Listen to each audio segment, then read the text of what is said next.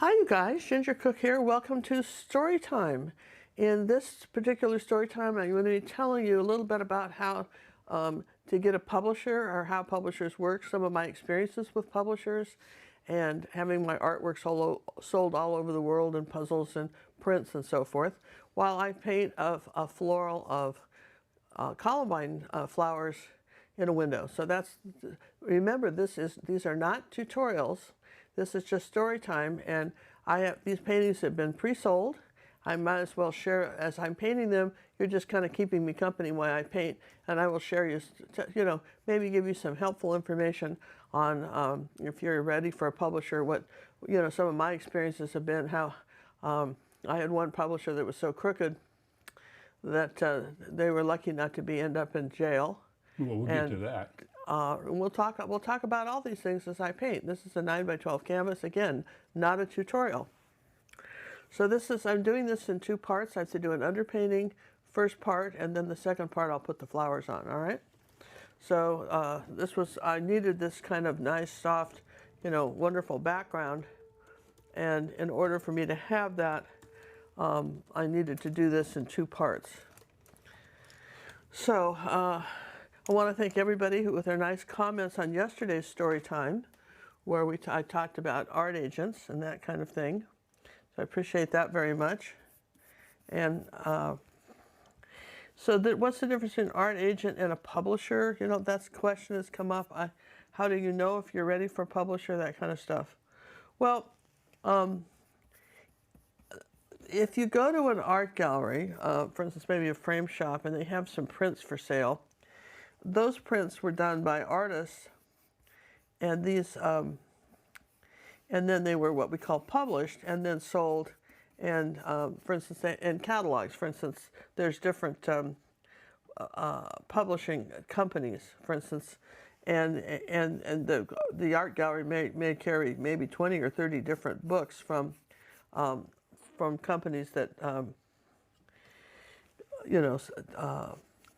publish artists' artwork. Okay, and if you go to a big art expo like Art Expo in New York once a year, for instance, you'll find where they're featuring art. There'll be a publisher section, and you can see what the newest art that publishers are featuring. And then an art agent is a little different. An art agent is someone that maybe finds you a gallery and arranges for art shows in a gallery. You could have a publishing agent, but really, honestly, you probably don't. I don't personally think you almost could just do that on your own. All right. So the trick is to know your publisher, because everybody want to see their art. Just like having a book published, an art agent is someone that's going to be publishing your artwork. So there's some rules that things you want to look out for, and some rules. And one of them is that you can't go up on Pinterest and just find some cute pictures and paint them and then expect them to be published. It has to be your work. It has to be unique and different. And it's not that easy, any more than it's easy to publish a book. It's darn hard to publish artwork, to get a publisher. It's very difficult. For instance, remember when I told you about judging an art show, and one of the things I was looking for was, what can you tell me, for instance, about a lemon I haven't thought of, or what can you show me? Well, it's not like that, because they want their prints to go in somebody's home. So we're back to the furniture store outlook. I mean, what are people buying? And because people are going to be either publishing something, either buying a print for their office, right? Or they're going to be buying it for their home, maybe their kitchen or their bedroom, depending on the print and how much money they want to spend, and whether they're buying a chiclet. So for instance, if you go into Bed Bath & Beyond and you see artwork there, somebody made that artwork and published the artist that did it. Sometimes they'll go back and do one of the old dead guys, in which case they just do it. There's just no copyright on that. But so when you're talking about finding an art publisher, like I say, it's no easy task. And you want to be aware of the fact that what you're doing should be unique and interesting, and again, something that somebody would actually want to hang in their house. So, you know, pictures of your grandchildren, nobody gives a rip about, okay, except you. And so you gotta think of subjects. So that's why I tell people to, you know, check out what the furniture stores are busy featuring, because that's the kind of artwork that somebody wants in their house. And this year, this week, this is what's new and avant-garde. And so that being said, then and then it helps if you've got a bit of an art reputation. You know, for instance, if you're showing your art, the thing of it is if you're, you know, showing your artwork on YouTube right now, like I'm doing, I could, you know, a lot of what I paint would be perfect for a publisher. A lot of it wouldn't. It just depends. You know, sometimes I just feel like painting it. And one thing, like, for instance, if you, like book publishers, just like book publishers, artists, publishers, kind of, if they've got an artist that paints a certain thing, like, for instance, you all know that Thomas Kincaid painted a certain thing, or, for instance, science fiction writers don't get published again as at writing romances. So if you're one of these people that, kind of like me, that likes to paint florals one day and oceans the next, you know, once publishers have decided on your genre, okay, they don't really want you to be painting outside the box, so to speak, with something else, okay? They just don't want to see that happen. So,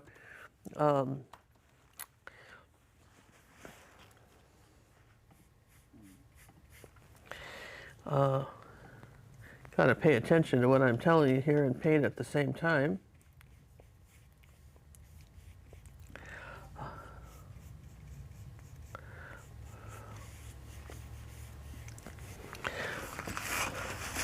So as far as publishers go, you know, all right, so, you know, all right, Ginger, you're saying I get it. I want a publisher anyway. I don't care.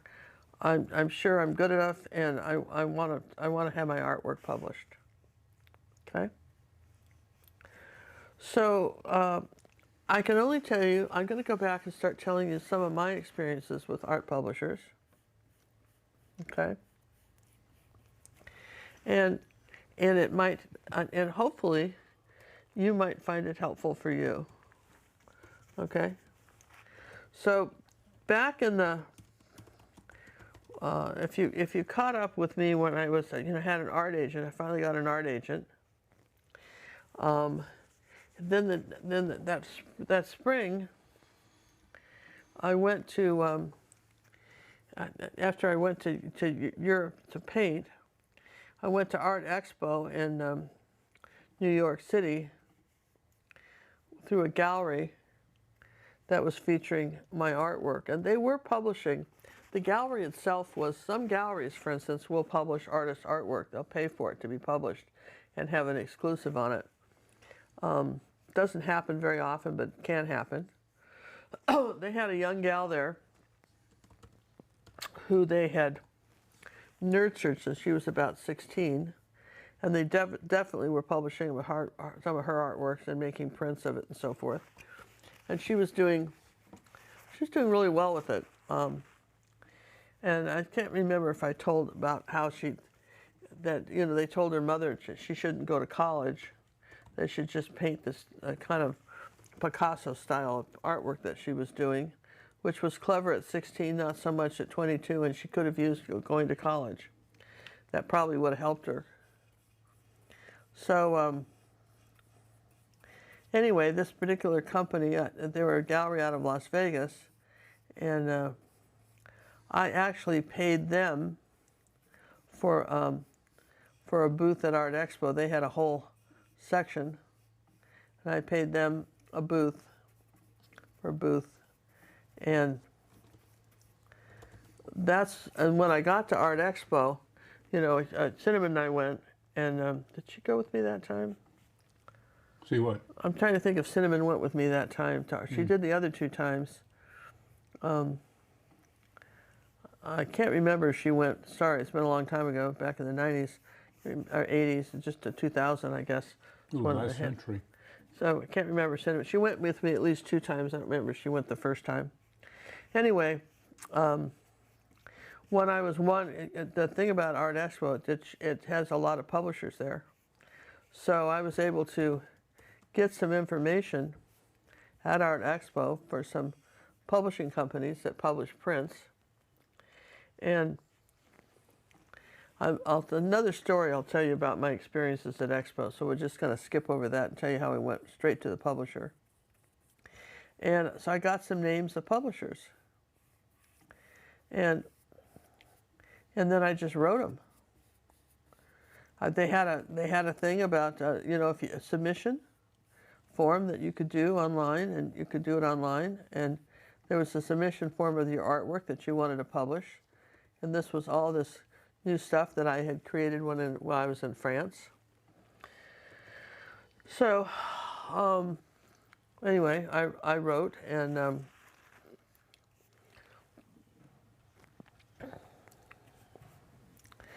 like I say, I wrote them, and I heard back from a couple, and the first people I heard back from was a company called Canadian Art Prints. They're probably the second or the first biggest publisher at the time in the world of art and prints. And they mainly sold to art galleries, who then sold the frames. Now, times have changed. I'm not saying they're not still in business, but understand that times have really changed. All right? What you've got to remember is that back in the early 2000s, and in the, you know, in 1990 to 2000 and stuff, back when I was aware of publishers and before, they all got their artwork, you know, the galleries, you know, they got their prints from publishers. That's how they got it. Okay, if they were going to publish it, they didn't, and so therefore you could go to an art gallery, a frame shop, and get literally a stack of books, you know, the size of phone books, old phone books, you know, maybe 10 or 12. They might have more in there, and just different years and so forth, because every year they came out with new ones. I've got to dry this, you guys. We'll carry on.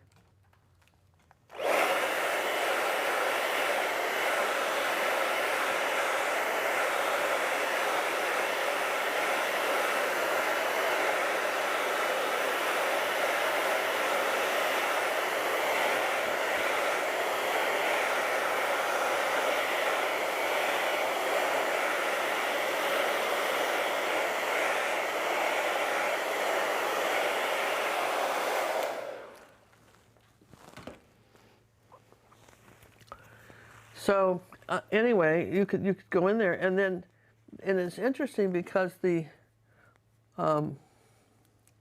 all kinds of subjects, everything from if you could, I don't think I have any of my old print catalogs yet, but you could look and see where you know, they had catalogs like landscapes, seascapes, everything was in, you know, people, old dead guys, you know, all that stuff, right? I'm sure they didn't call them old dead guys, but all of that stuff, right? And categories and so forth. So, and they sent me, they liked a couple of the things I had done, and they sent me a contract. And you know, I had limited funds, okay? But I did hire, I looked up art lawyers, art attorneys. And I found a publisher. I found an art attorney in New York City, and it was going to cost him right around $1,000 worth of his time. I gave him a retainer to look over the contract and make sure I wasn't getting screwed. And it's not that people are deliberately trying. Well, I had one publishing company that was screwing everybody, the artists, the people that bought the prints, everybody. But we'll continue. If I have time in this thing, I'll tell it. We'll see how much time we have with this painting. But it's not that, generally speaking, when you buy a contract, you have to write a contract. I suppose it doesn't really matter what the contract is. I guess it doesn't really matter. But if you think about it, people are going to write a contract that's going to, it's going to be to their advantage, not necessarily to yours. They're not writing a contract like it's all written by lawyers, and they say, write us up a contract for artists, okay? Well, the lawyer isn't saying, well, I want to make sure I'm fair to the artist and fair to the publisher. We want to be fair to everybody. Nobody wants to be fair to you. Nobody gives a crap about you. They want to make sure that they're covered, and good luck with that. And a lot of artists are so excited about getting a publisher that they'd sign it. They'd just sign it, send it back, and yay, right? But let me tell you a story about one of my favorite artists who, people ask me about what the influencers are. His name was Howard Behrens. And Howard Behrens was really popular in the 80s. He was one of the most popular artists, B-E-R-H-E-N-S, those of you who want to kind of look him up, right? He was one of the most popular artists in the 80s. And he was very, very famous. He started off as a commercial artist, and I have some of his books over there, John, if you wanted, we could show some, I guess. Mr. Behrens? Yeah, Behrens, Howard Behrens. I've got some over in the library. I could show some. But anyway, he was extremely popular in the 80s, and I loved his artwork. I knew who he was. I'd seen it places, and he certainly was, one of my, certainly one of mine. Absolutely one of my favorites. And everybody has artists that, maybe are an influence, and Howard's was certainly one of my influences, okay? And his publisher there, he had a publisher in New York City, and his paintings were selling so well that they hired some other artists to paint the same thing. They were painting the same thing, didn't have as big a contract with them as he did, okay? And maybe they had to pay them less, and they knew, then they could tell, and they could do this artwork. And there was one guy, he was so wonderful, I've forgotten his name, but he was a Russian artist, and this was during before the he was still when the Russians, still a communist society, and he had literally walked out of Russia through Siberia or something, I don't know where, with his art supplies for months in the snow and everything. He had quite a story about how he got out of Russia, and he was an extremely talented artist. But when they started out, they were doing a lot of Behrens type work. It wasn't necessarily they were copying Behrens, but they certainly adapted his style, and they were doing that kind of stuff. Or at least that's how Howard perceived it. As the story goes, I only tell you that this is the story as I heard it. Okay. And oh, wonderful! John found the book. Let me just. I have to dry this anyway, so just put the book right there, and then when I'm drying, I'll show this too. So, anyhow, Howard,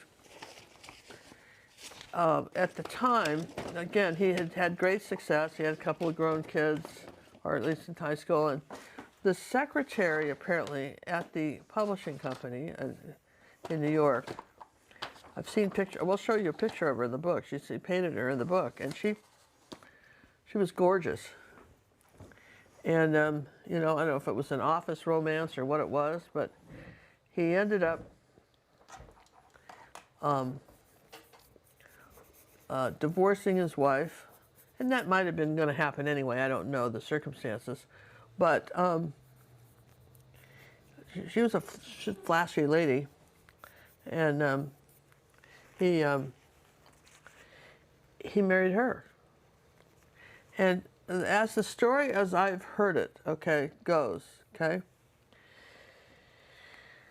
Again, this is just the story that I heard. The story that I heard, it was told around the art world, okay, was that she did not think that the people that were copying his artwork or duplicating it and taking, and they were featuring, and she and I could see her point. If this is true, I mean, this is what I heard, right? So just got to be careful how I say these people are all still alive. That she didn't feel like they ought to be able to just march in and kind of stomp all over him and hire these other artists, okay, that to do what he was doing. So she convinced him that their best course of action was him to quit the contract. Just, he signed a contract, but screw the contract, doesn't matter. Doesn't matter. These guys are awful, and they're shits, and we don't have to, you're so good, you can paint anything, you don't need them. Not understanding the contract he had. Well, the contract he'd signed, unbeknownst to him, or because artists never read contracts. Artists are generally not business people. This is the problem. This is why most artists need agents. They're not business people. They're artists. And everybody's all excited to get a contract. And, I got a contract. Oh, look, I got a contract, right? I have a contract. Let's sign it. Yes, they're going to publish me. And they don't take it any further than that, yeah? So the contract basically forbid him, if he dropped from that publishing company, if he quit or didn't renew or whatever it was, I didn't see that, but this is what I heard, okay, was that he could not paint any more under the name of Howard Behrens for 10 years. Well, in 10 years in the art world, you're over. And that sounds harsh, but it's kind of true. 10 years in the art world, you're over. If you haven't been painting for 10 years somewhere and out in the public, you've been forgotten. Even if you have been, you can still be forgotten. That particular, I sat down to dinner one time in New York City at their art expo. I got invited to a dinner with the owners of that publisher and believe me, they knew who I was. I was shocked. I didn't think, I was anybody compared to who their famous people were, but they knew who I was, what my art was. They knew. And they knew my agent, Acadriana, because she had used to work for them. They knew her. And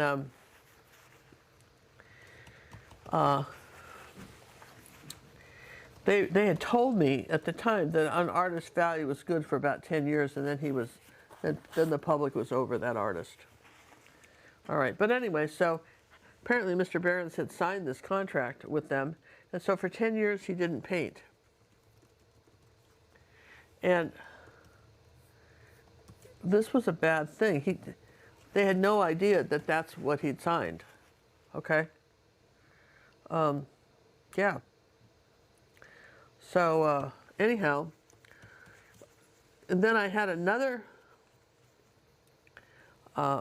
friend who was his paintings went for hundreds of thousands of dollars. He was a religious artist. And he had worked for Disney for a while. He worked for Disney. And then he ended up working for a publishing company down in Texas. They're out of business now.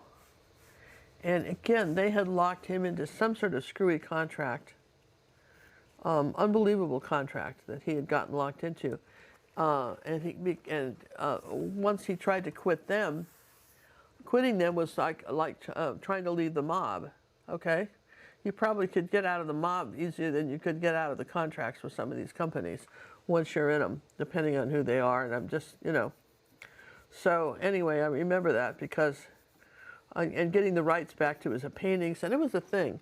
So I knew that for one thing, that before you signed, because I'd heard these stories, and I knew for sure that the smart person, before you signed a contract, let the lawyers look at it. It doesn't matter if you don't have $1,000 right now.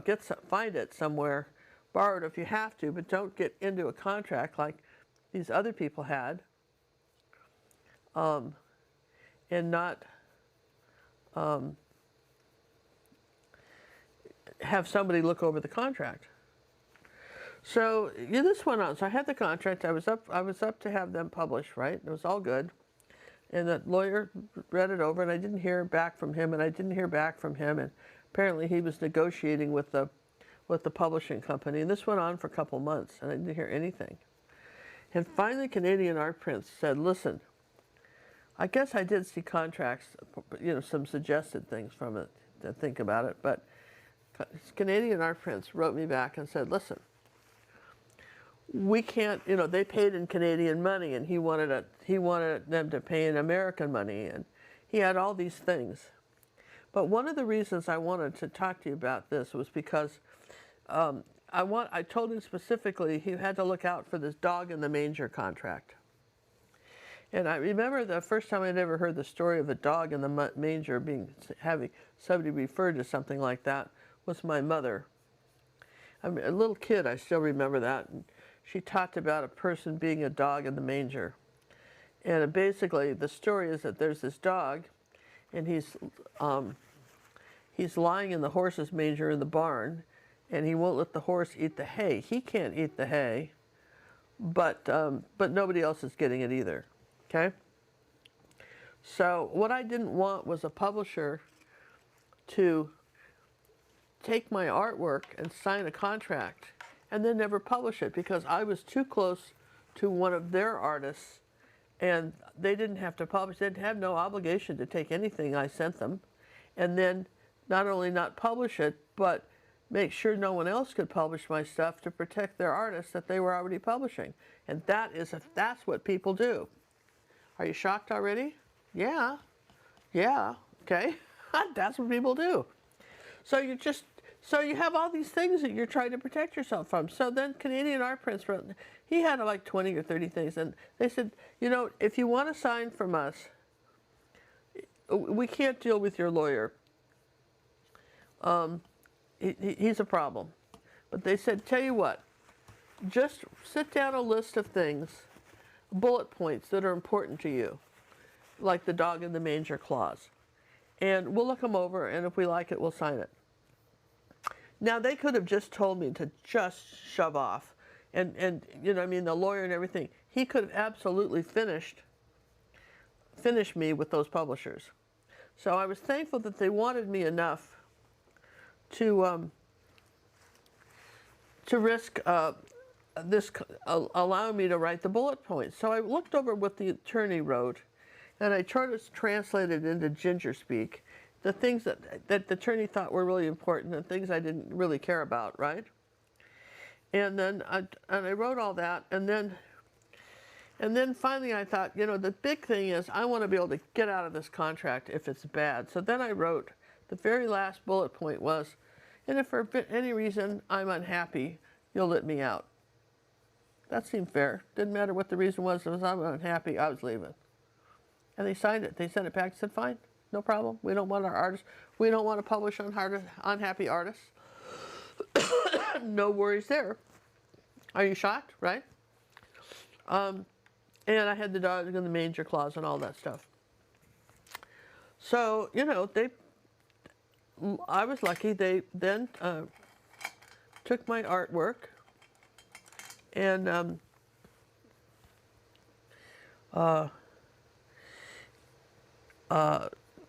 went ahead, and then when they get ready to publish it, they send you something called an artist proof.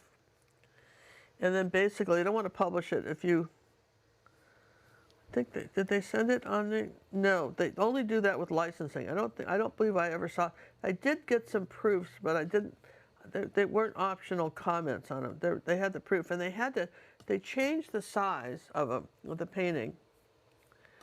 And they changed the size of the painting, and so they had cut, in order to, because they did that so that you couldn't just go down to Hobby Lobby and buy a frame and frame it. You had to get a custom frame for it. That's why the frame shops loved them, is so that because they were just slightly an odd size. All right, and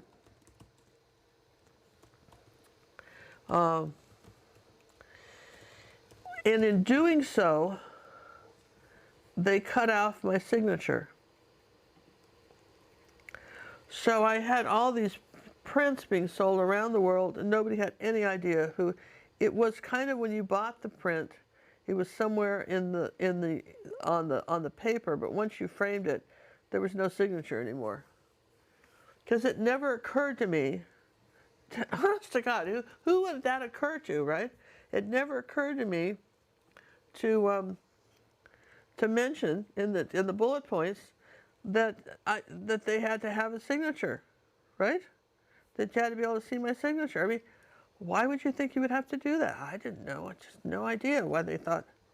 Yeah? I was shocked. Shocked, I tell you. But nonetheless, I was in print. I was all excited about that, right? Now, I'm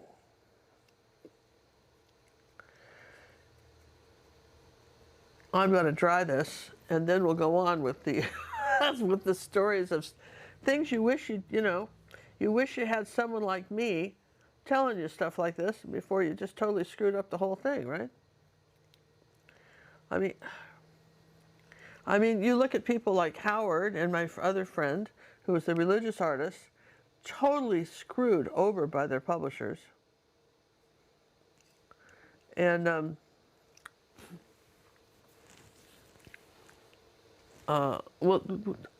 and then there's an artist by the name of G. Harvey who does Western artwork, very popular in Texas. And he and my religious artist friend and Thomas Kincaid all shared the same publisher at one time, and where this publishing house went out of business. And they tried the same trick. They had Thomas Kincaid copying Harvey, and Harvey threw a fit, and Harvey was huge because there was very few. He painted horses, old men in rain slickers on horses riding through old towns with oil fields in the background. His artwork was in every lawyer's house and office in Texas, kind of thing. His artwork was huge, wonderful artwork, some of my favorite art ever. And he just basically told them that he'd stop painting if they didn't get rid of Kincaid. So they kicked Kincaid off, and then he got a different publisher, but that's another story. I got it dry.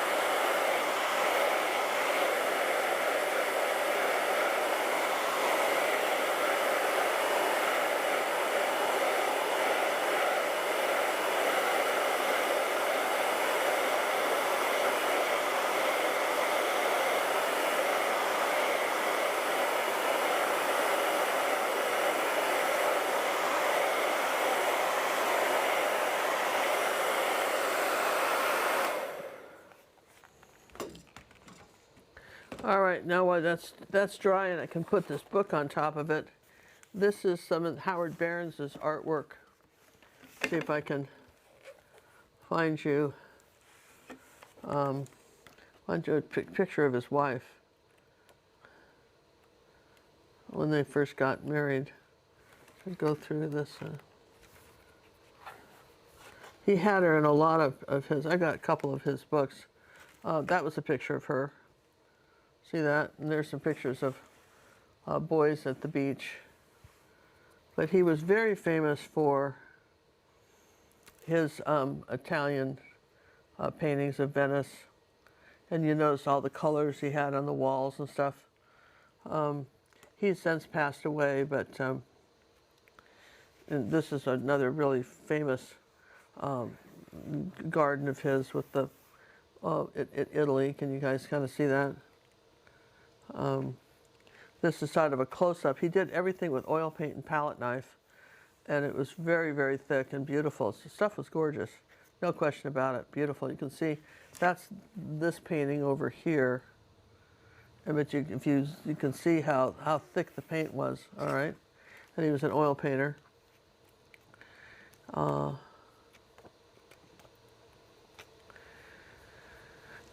he did Southern California, Europe, big on beaches and stuff, and he painted in the colors of the 90s. But then so I got to tell you, as he got back in with here's one of Santorini, and I want you to know I have an original painting of his of Santorini in my house. It's like 36 by 48, and it's framed. Original one of his paintings. His paintings before he died were selling on, I think it was Princess Cruises, where he was selling $50,000 or more a piece. That's what his artwork was selling for. So again, you're talking about, here's an example of how thick the artwork was in his painting. And even though there's a lot of detail, when you get close up, there's not. So this is a very important. I love this book because it really taught me a lot about painting with a palette knife and that kind of stuff. So anyhow, what I'm going to do now is get my tape out, which is somewhere, and trace on my flowers that are going to go on the top of this. I needed this nice background here, and I didn't want to try to paint around flowers to get it. So John was very kind and separated the picture for me. So yeah, so eventually Howard had to wait like 10 years before he was able to paint again. And Thomas Kincaid had a guy come to him after he lost the Texas publisher, and he inherited, was it Electrolux, or maybe it was no, it wasn't Electra. It was either Electra vacuums. No, it was the insurance company with the mountain. That some heir to a big insurance company. And let's see, where does it say up? And so let's see, I'm sure I've got this right. We'll try it and see. Got this positioned right. So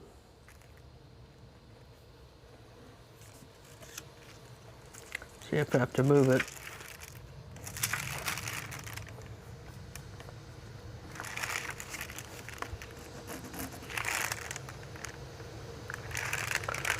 I'm over a bit here. Let's try this one. Okay, let's try this up here.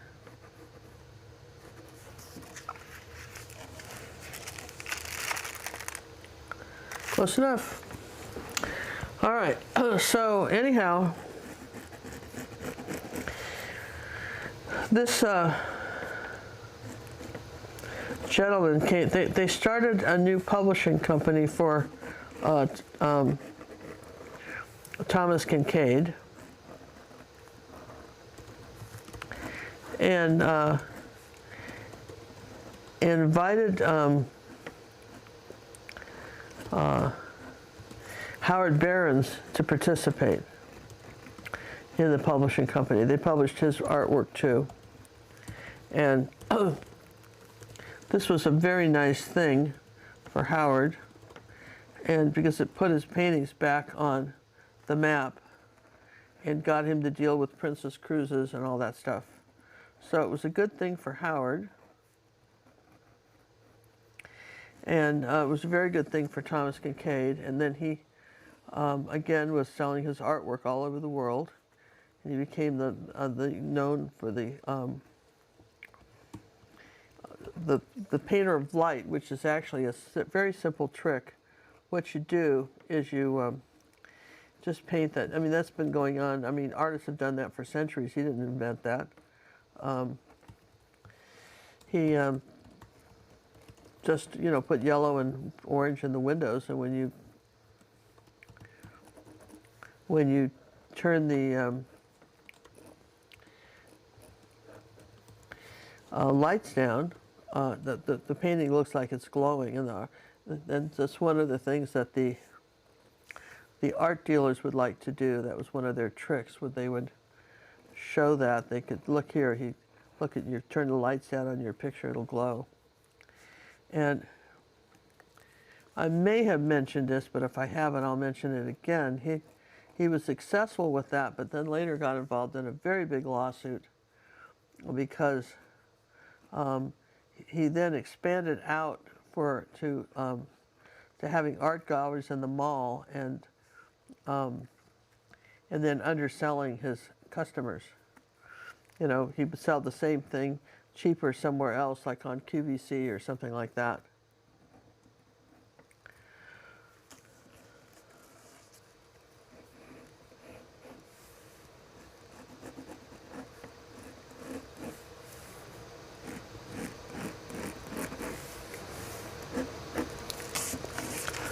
Let's see how I did with this.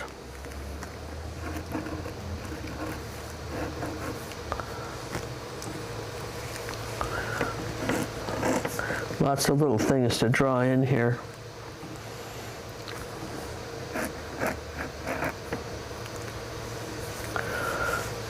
Just need a few little place markers.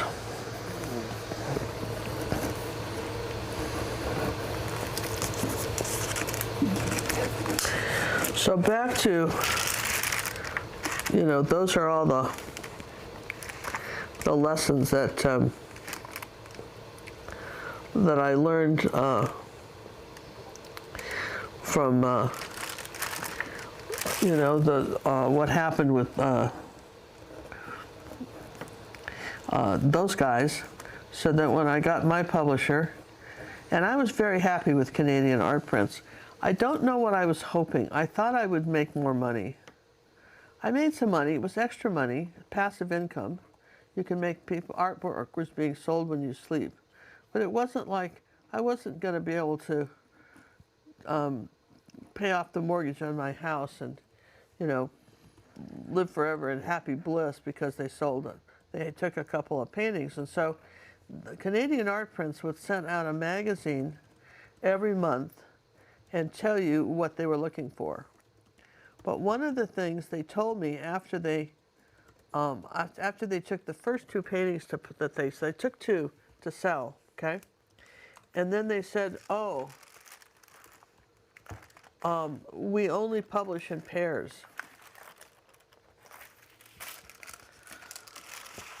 Well, that would have been good to know, right? In other words, if I had like this painting of this vase, right? Then they would want a companion vase. They wouldn't want just this vase, okay? Well, you know, that would have been very helpful to be told up front. Don't you guys think so? I sure do. I would have loved to have heard that. We only sell in pairs. And, I mean, I might have observed that. They took my stuff at the beginning anyway, but I might have observed that. But it wasn't,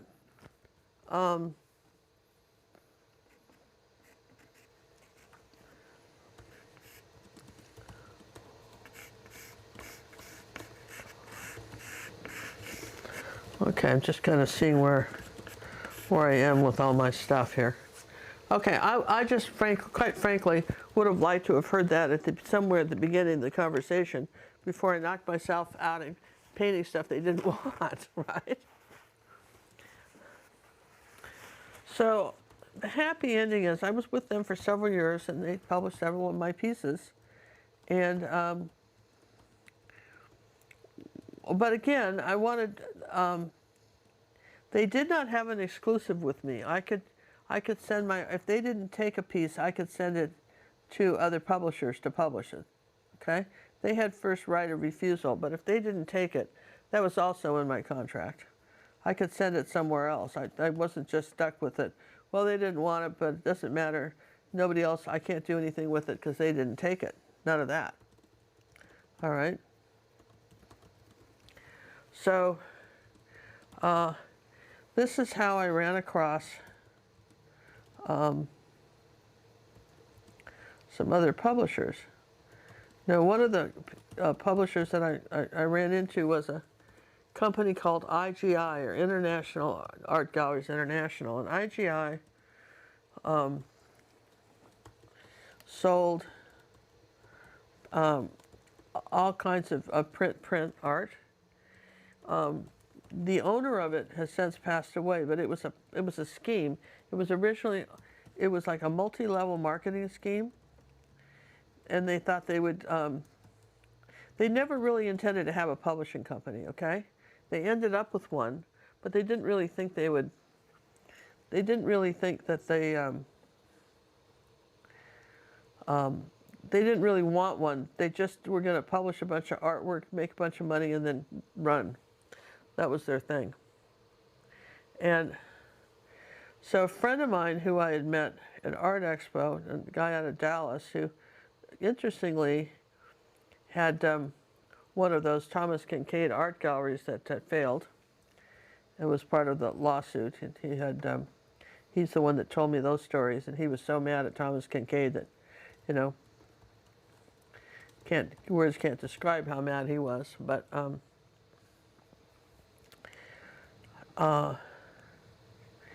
so he had gotten involved with them somehow, and he remembered me, and he said, "Ginger, you've got to send your artwork in. We got to get you into this art gallery because you can make a lot of money." So how it worked was that they were up in Dallas, and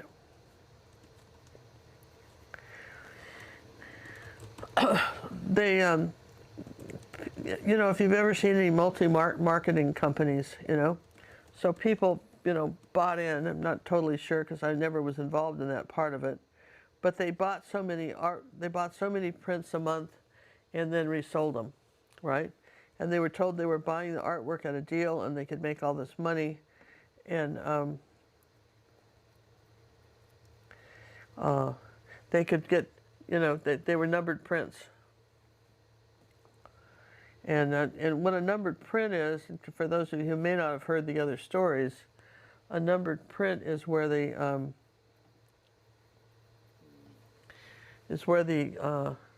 publisher counts the say, okay, we're going to create 5,000 of these. So this is number one of 5,000. And the way it works in the art world was number one of 5,000 is worth more than print number 5,000. Okay? And so they bought the printing company, and they had a few hobby artists at first that joined them, and then I introduced them to two of my friends, two famous artists. I don't know why I did that, but I did. Should never have done that. But I introduced them, and perhaps that helped them too. This Russian artist I knew in town, who I had shown, you know, and his wife and I were friends. So I introduced them. I introduced them to him, and then remember I told you about the religious artist. Not him. I introduced them to him, and he was able to. They were publishing some of his older paintings that were that out of copyright, so that some of his religious ones, they're beautiful. And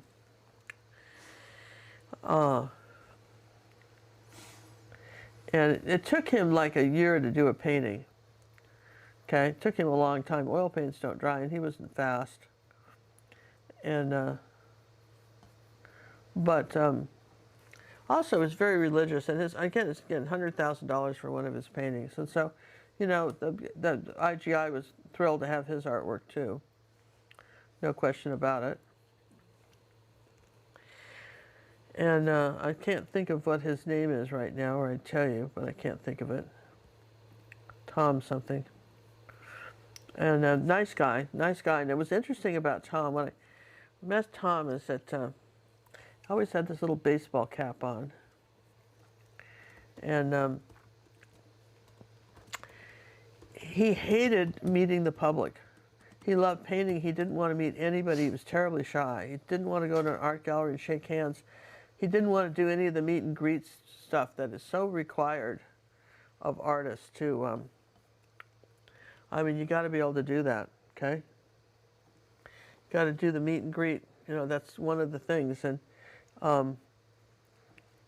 because remember, we talked about the idea is you sell the artist, not the art, and you have to, people have to like the artist. For instance, let me give you an example. You know, there's a lot of hobby painters over the years. For instance, I think President Bush is a hobby painter. His paintings would go for thousands of dollars if he sold any, not particularly because they're good or bad. I don't know whether they are. But just his name alone would get you a few $1,000. And in fact, if you remember, one of the current president's son was painting, and you can get pretty far on a name, okay? So some people will just buy because, you know, they're like buying stocks. They really think it's collectors, you know, as opposed to anything else. And how well they're marketed. Boy, marketing is everything, so having a good publisher and a good agent, that helps. Or a gallery that's really pushing. Or a gallery that has really good clientele, really big clientele. That makes a difference.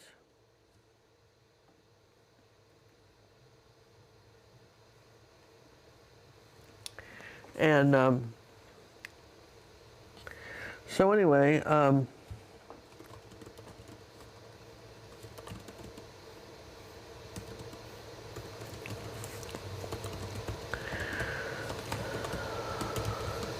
see, I was telling you about, so he, you know, my friend Tom, he did not want to meet anybody. But when he got into IGI, there was a lot of events where you had to kind of show up and do the meet and greet. But honestly, he hated it.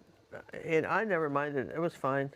I love meeting the people that were buying my artwork. I love hearing the comments. I was reading the comments that you guys make on these videos. I appreciate very much that you're even making any, and that you're writing. And this is all great, okay? I think.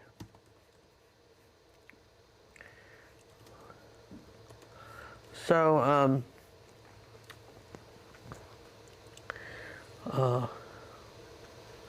see, thinking about what I'm painting here now. Forgive me.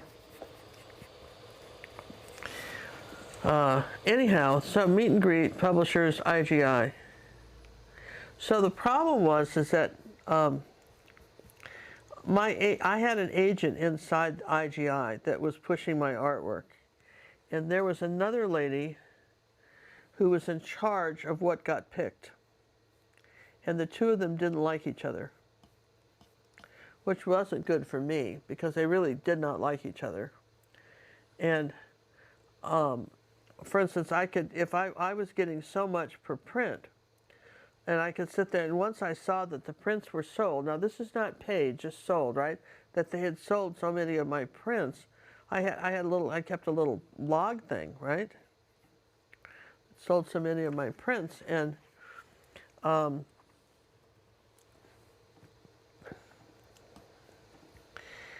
for instance, I think at one point I was up to $30,000. Okay? So, I mean, this was much better than Canadian art prints, even with their licensing. This was far preferable to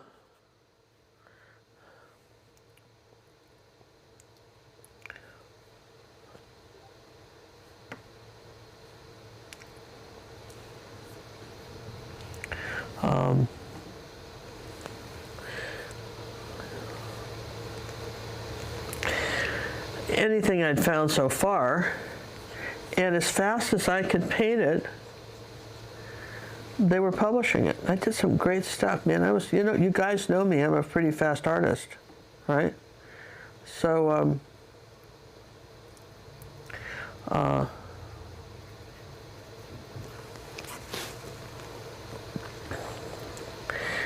now, getting paid was a whole nother outfit.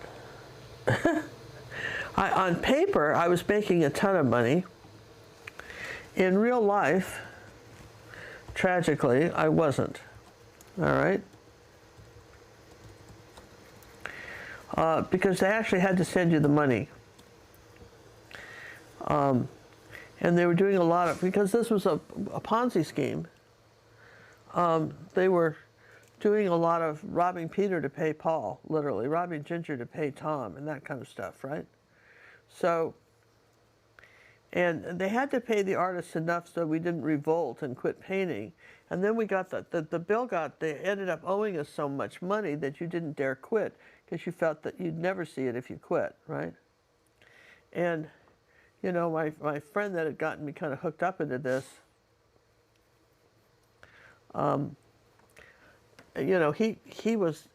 they owed him money too because he worked for the company and they owed him money. And it was a hot mess. And I did get some big checks. I got a check for $30,000. I actually sold several $1 million worth of artwork. Tom did for sure. I sold at least $1 million, which I never saw the money from. No, maybe not $1 million, maybe $500,000. Tom got Tom had over $2 million that they owed him. And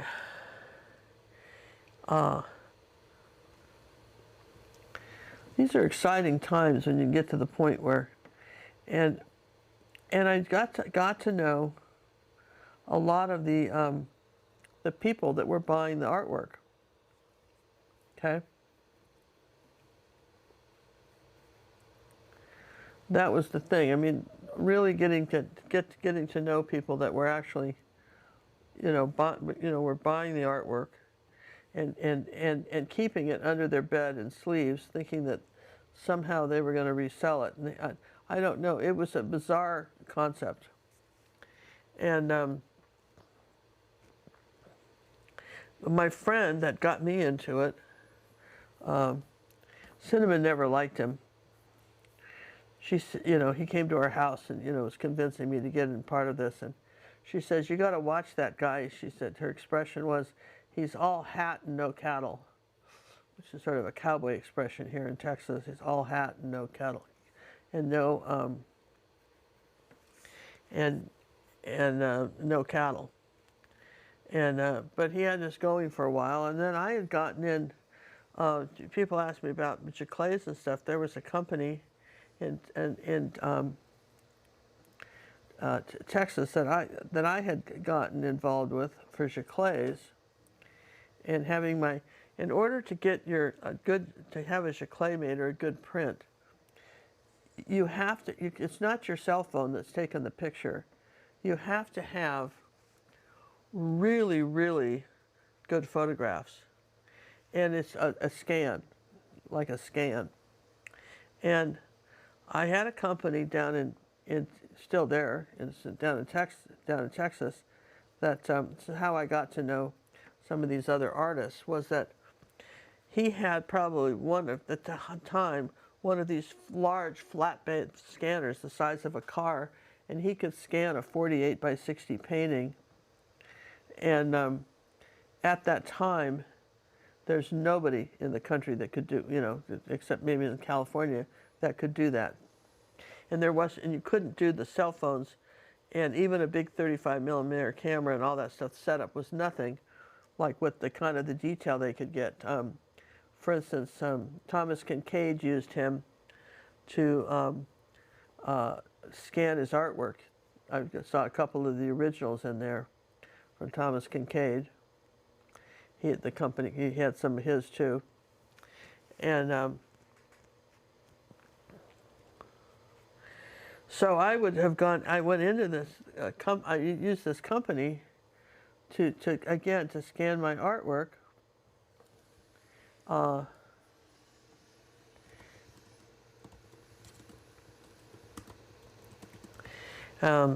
So when I got involved with IGI, they didn't have all the good scanners then. They just had a couple, and they were overwhelmed with the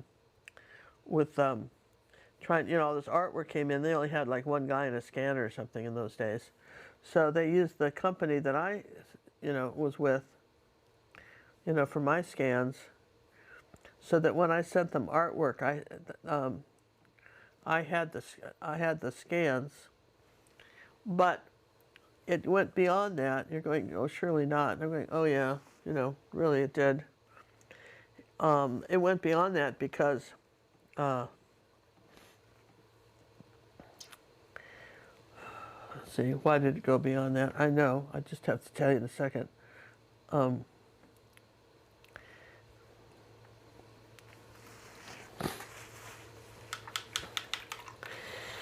They ended up owing him money for scans. But he was a good friend of him and Tom were friends, and Tom had got his artwork scanned there for years from the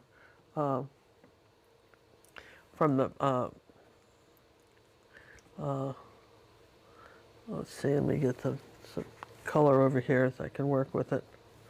So he, in fact, my friend Bob, who ran that company, the scanning place, he also did giclée prints, but I didn't need him for that, but I did need him for the scans, and because by that time I had my own giclée printer, but I always brought my scans to him, and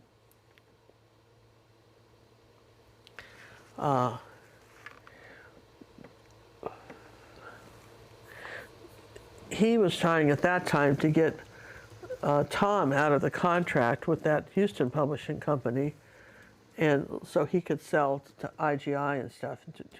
And Tom had gotten really locked into a contract with those people. It just was bad. So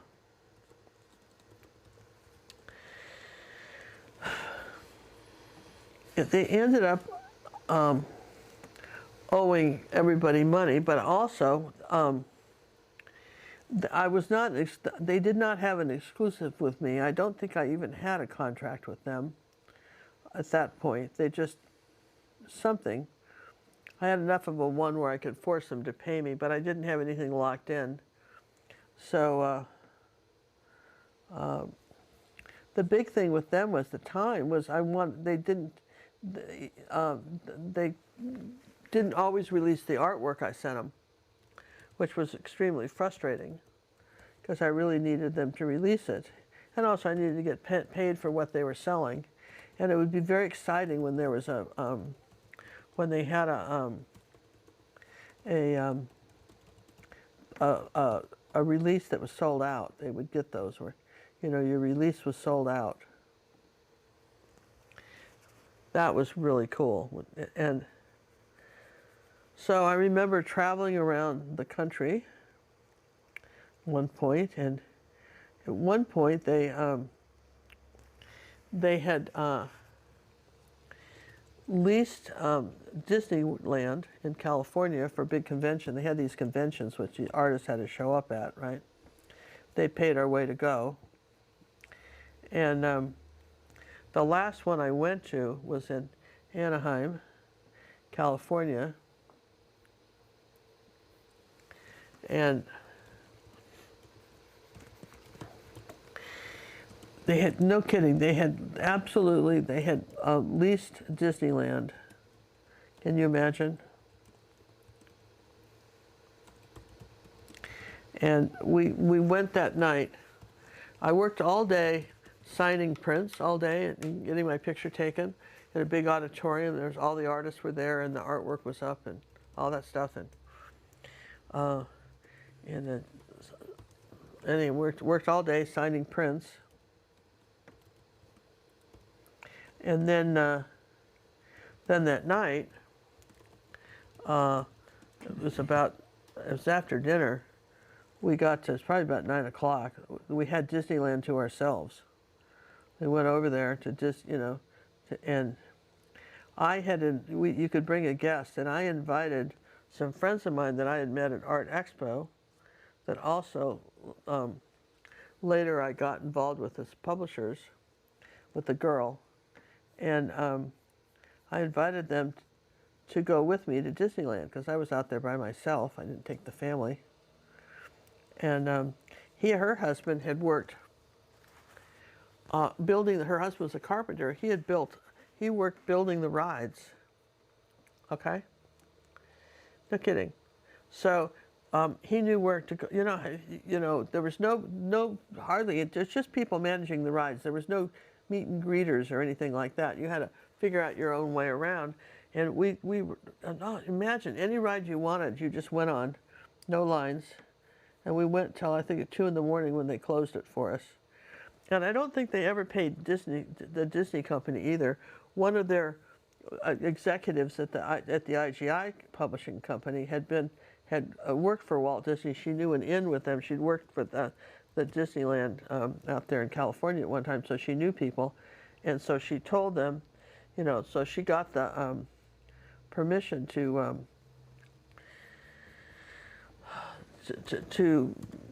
at least the introduction for these guys to hold this wonderful conference. But sadly, I think they ended up stiffing Walt Disney too. And the last check I got from them was for $20,000, I think. But they still owed me another bunch of money. And I never saw it because eventually, and I tell you what, my agent there, and I can't think of his name, or I'd say his name, I really can't think of it, the one with the all hat, no cattle, that guy, right? He remembers them hauling out from, because a lot of the people that they scammed were Hispanic families in the area, with the idea that they could make riches. And they had a multi-level marketing team to bar none. And he remembers them hauling out big sacks of cash out from the back room. Because people would come in and pay their membership dues with cash. So, and what they were doing was, besides the numbered prints, what they did was, for instance, they paid me on every print they sold, in theory, okay? But the problem is they lied about what they sold. They doubled the numbers. So, and they were careful where they sent them so they didn't get found out, so that there would be 2 number 1s, two number 200s or whatever, right? So yes, you got paid, and they had the double bookkeeping system with these people, okay? And I know it's scandalous, isn't it, when you think about it? And how am I doing? See, it's just 4 o'clock already, John. I've been at this for a couple hours. No, it's impossible. At this for a couple hours. No, you've been paying for an hour, my queen. Really? So we didn't start till 3. Oh, I didn't? No. Oh, okay. So just relax over there. All right. I panicked there for a minute. No, thinking, no oh need to panic. You got gobs of time, my queen. It's gobs of time. So the lasagna's still thawing. I have people that write me today that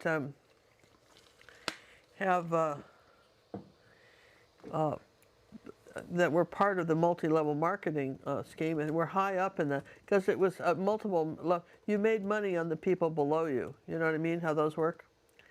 So they could make a movie of what they did at IGI, what IGI did to people. They really could make a movie on it. And she's got that was her retirement money, and she's got tons of it. And once they went out of business, she had no way to unload it to anybody. Okay, and because the real money was in the people, you know, making money off the people that joined below you, because you got a percentage of their membership. So as long as you kept talking people into joining, the people on the up went. That's why they call it a scheme, right? And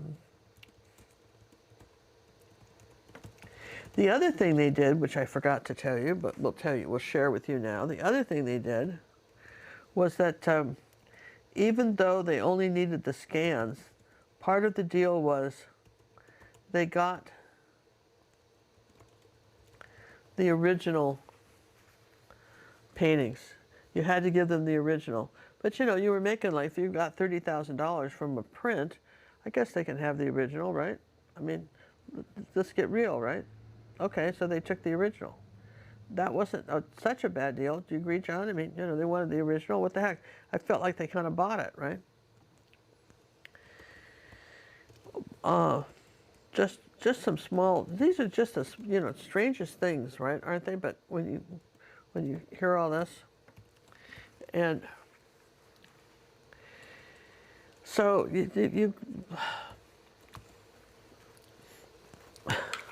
I just have to laugh because it's so screwy. I mean, it's just, you really just don't think anything in real life like that ever happens. There aren't people like that. You read about it, you know. And I remember coming to, when we had the art expo, when we had the big show in Los Angeles where we went to Disneyland. They had flown us out there. We stayed in a very nice hotel room, and then we had 2 days of convention. And he had this story he told about how he got into the business. The guy that started this, and he told it every time, and it was the sort of this rag to riches, and he had this dream, and on it went, and people totally bought into this. It was a totally false story. It never happened. He and a bunch of his friends who had done other multi-level marketing, and that had run dry, had concocted this scheme to how they could make money, and the story that went with it, and it brought the audience to tears every time he told it. Just wow. And yeah, you know, I mean, it did. And so this is sort of fun. I'm enjoying painting this. For those of you who are catching up late, this is story time. This is not a tutorial. If you're wondering why she's talking so much, if you'd like a step-by-step tutorial on how to paint flowers and things like that, you can go to our website, paintingwithginger.com. It's just strict me teach you, hair dryers, no stories, none of that. And it also comes with personal art coaching. I'll take a moment to do a little commercial for us, because that's what we do. And I thought you sat around and told stories all day. Yeah, I know. You'd think that wouldn't show the way I go on with this stuff, right? But no, not all day. No, we don't. So, in fact, we also have on YouTube. We have over 400 videos on YouTube, step by step, also. So, you're flipping through the channels and you want to learn to paint, this is not a tutorial. These are paintings that have been commissioned and are sold. And I'm just relating stories about my life in the art business and like that, but not tutorials. Yes and yes.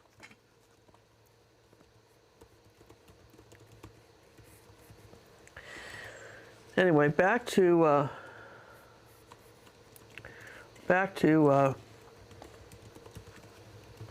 painting my vase here. Love stuff like this.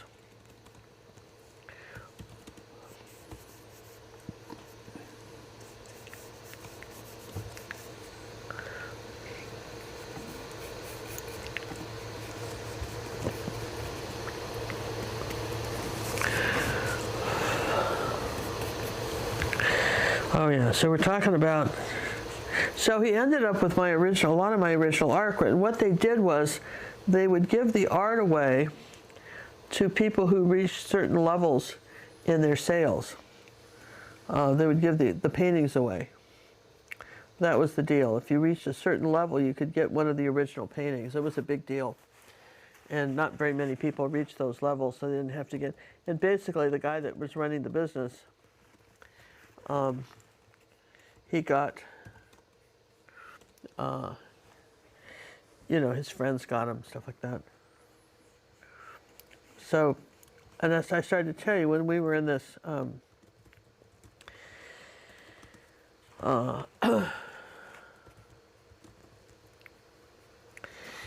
at that convention, they had a lot of the artwork there in a big gallery. You could walk around and you could see the artwork, the original. So people had come from miles around to go to this, you know, from all the members had come to see the artwork, and then they could see the originals and ooh and ah about it. And he was overheard saying to somebody, you know, I can't believe it. I never thought we actually have an art business. Because he actually had an art business. It was weird. We actually have an art business, he said.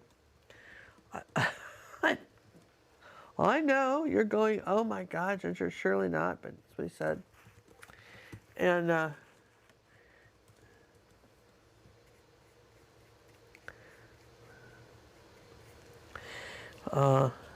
sorry, as I'm layering in my vase here to think about it. So at that convention, now in the meantime, I had some other places that I was selling my art. Not just with IGI, because it was never just ever meant to be in one place. So I had a friend in Las Vegas that was had a gallery, not the one that swindled me, but another guy. Very dear friend, and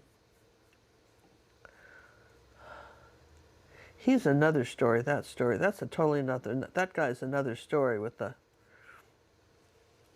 what his deal was. But anyway, I had some water bottles back before you could get any of this done. I had some water bottles made up with the name Cook on them. You know, so like I figured people at the convention would want something, and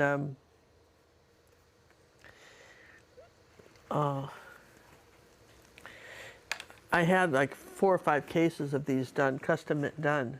My friend in Las Vegas got them done for me, and well, when people came to my booth, they got a water bottle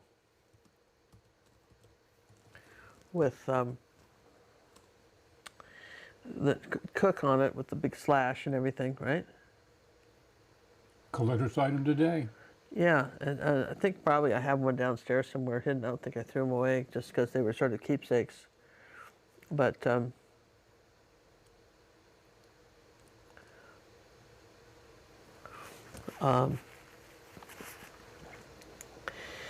yeah, so the comment, and then I sent a case up to the room of the owner of the company and his group, and you know, you always want to know the feedback on that. You know, did they say anything? Because they did. I sent a case up to them of the water, or at least, you know, and he said, "Boy, that Ginger Cook, she really knows marketing, doesn't she?" But of course, I learned all those tricks from going to Art Expo, which is, you know, exhibiting in Art Expo, and we'll have talks about that too. We have all kinds of things to talk about, don't we? And so when you think about, you know, these things, so they're in art, think about my friends and I, when we did the Disneyland thing, and we got to, that was magical. It really was. They're talking about the Magic Kingdom. It was magical to have it to ourselves, you know, and to see all that, and to, you know, he said, look, I helped build this, and this was one of my projects, and I helped do this, and that was really neat, right? And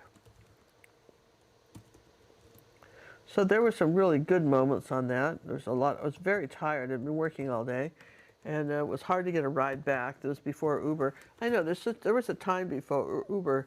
It's hard to imagine, isn't it? That there was a time before Uber that you just couldn't get a cab at midnight or something.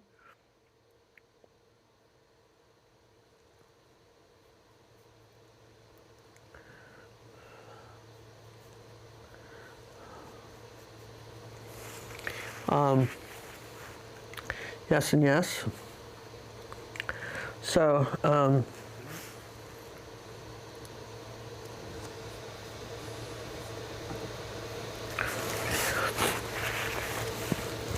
let's see, where are we? So back to Art Expo. So after that big convention is when they quit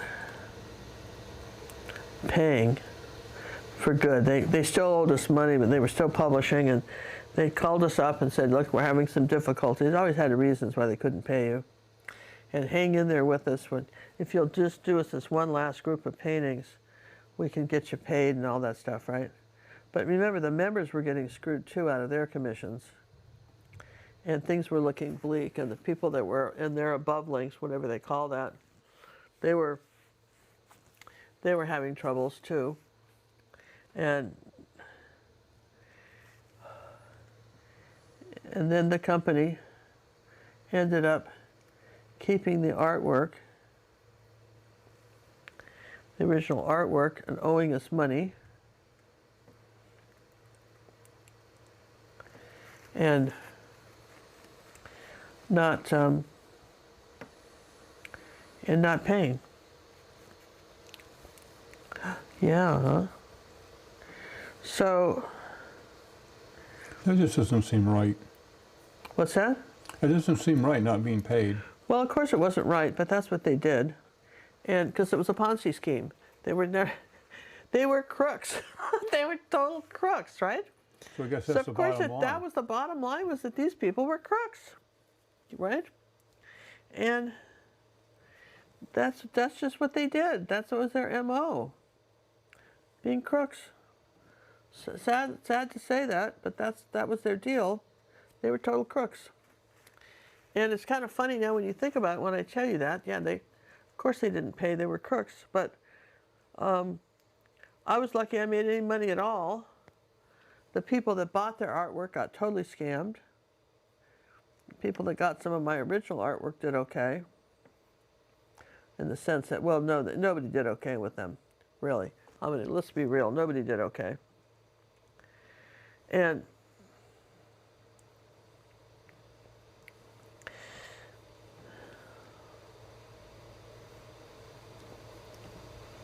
this window, these little flowers, these petals are in the window. And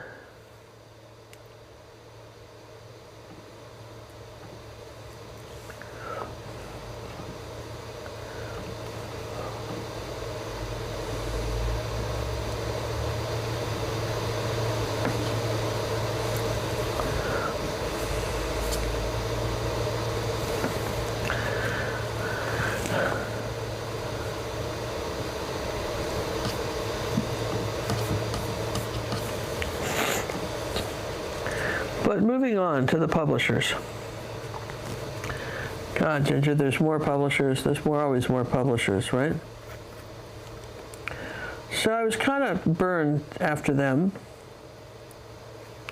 And I had kind of let things go a little bit because I hadn't really tried that much to sell any art, because I was making pretty good money there. So I let some of the other stuff go because it was, again, we were doing pretty well with the, with Canadian art prints. The licensing division was doing all right, but I realized I needed to have some other outlet for my artwork. So constantly moving on and stuff. There was another guy named Eddie who I met at the same time, really through the people. He was doing some filming videos for IGI, and I wanted to make videos, painting videos, and how to teach people to paint. That's what I really wanted to do. And he sort of promised me that if I hung out and stayed with him, that he would help me do that. And so when IGI went defunct, Eddie opened another publishing company. You're going, surely not, Ginger. You just learned your lesson by now, haven't you? Really? Really, you got caught another one of these people, right? And so Eddie, very likable guy.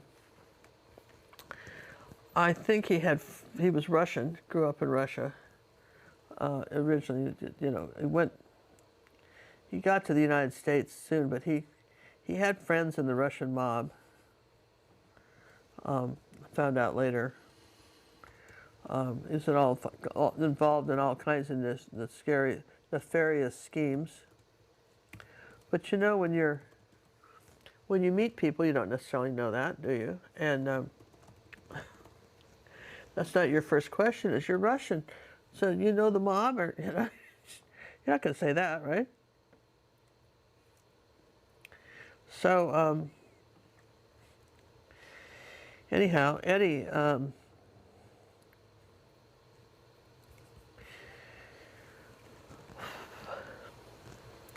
Very likable, probably still is. And so he started this other, and he got some of the people.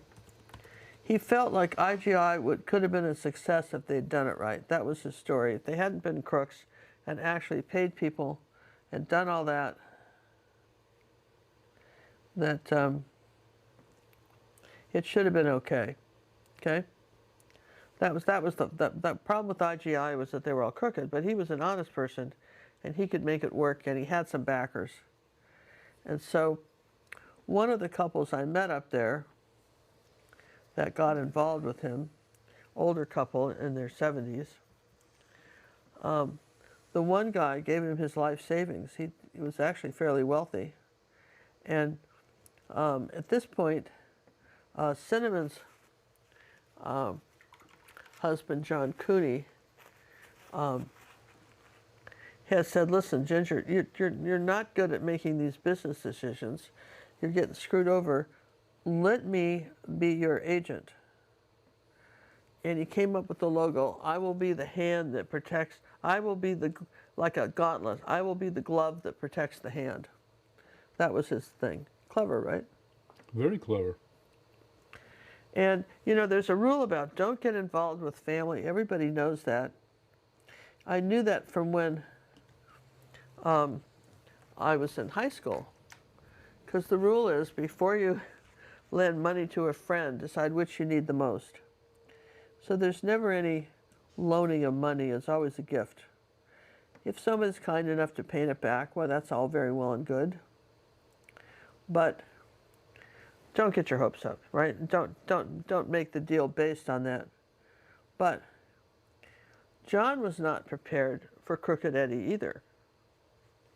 Her husband, Cinnamon's, John. Not me. Not John. And we, again, brought some art up, got involved, and I went up to Dallas a couple of times and did some art shows with him. And again, we saw that it was, tragically, it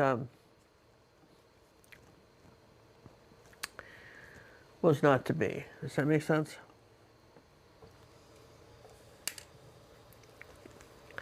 So Eddie was,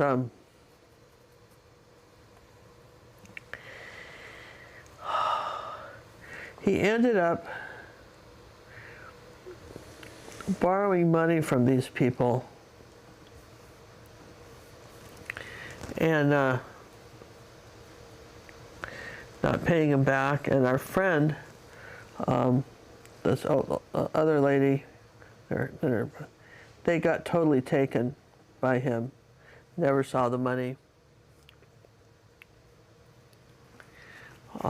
Ever. And you'd hate to see that, right? He got me for not so much money as I lost some like a really beautiful big easel that Cinnamon had given me, and John had given me a gorgeous carved wooden easel from China.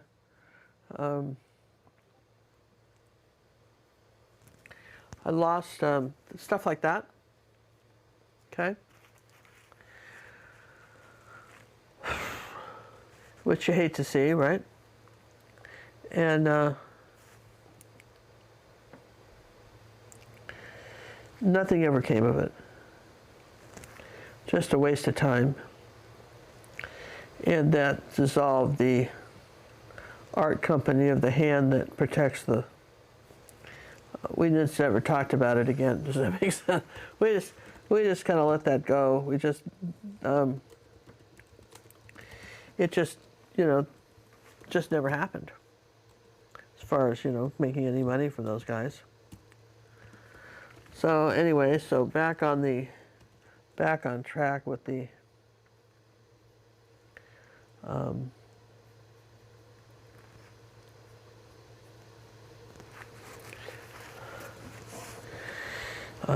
art publisher. So art that didn't go anywhere.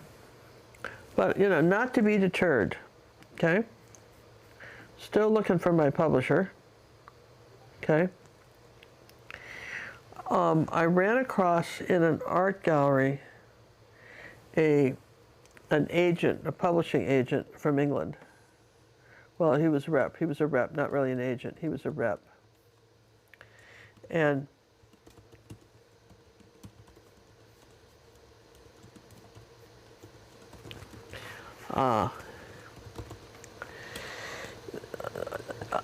I showed him my artwork.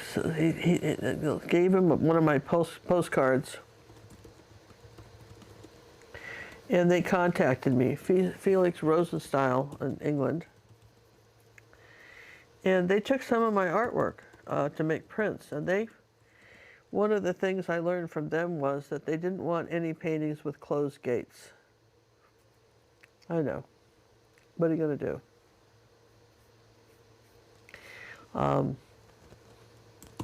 But they printed, I don't know, 4 or 5 pieces of artwork. And again, I had a very nice contract with them. They were very nice. They just, but they just, again, the print market was dying. People could, that's the problem, was it was just print market's dying. And it really wasn't, if I had been with them, say, in the 90s, early 90s, late 90s, I might have done okay. But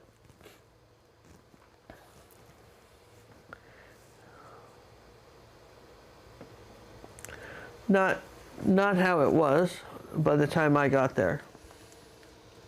All right? If that makes sense. And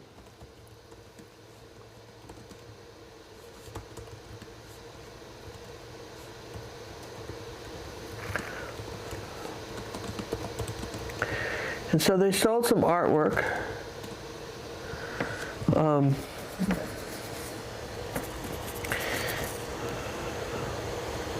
That was it. Nothing to write home about. And I never sent them anything else. I just kind of lost heart. And then other things came along, and then I got very involved. Wanted to be on YouTube and sell some art and do my videos. I really wanted to get involved with videos. And so here you are today. You see me.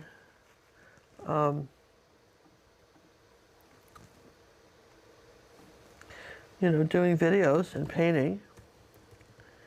And also I had other income from art licensing that was coming in. And that's another story about art licensing and all that stuff. And so I had, like I say, had another art, you know, it's been a, when people say, is art a journey? Art's a journey. It's a lot of work. Most people don't put in the work. They just want money. They're not going to put in the work that it takes to do these things. And